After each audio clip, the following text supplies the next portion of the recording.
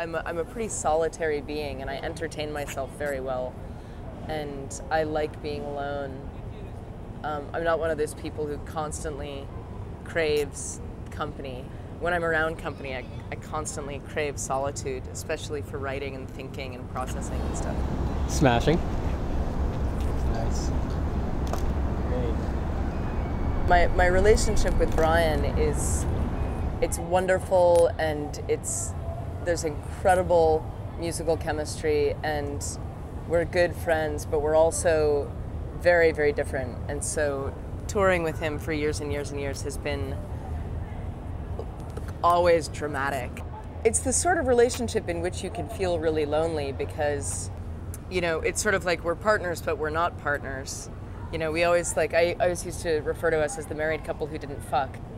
I love him, I love the guy, but we don't always understand each other, and we've spent years trying to learn each other's language and really learn how to respect each other, and I think we've finally gotten to that point. It took a long, long, long time, but I wouldn't trade it for anything. I mean, it's been like one of the most wonderful and educational relationships I've ever had. Yeah, that's great. Guitar Hero is one of those songs that combines a lot of psychic debris that was floating around in my head when I wrote it. And in this case, it was Guitar Hero, the video game. Young pop stars getting really famous before they had had a chance to experience real life, who I was sort of seeing in my midst.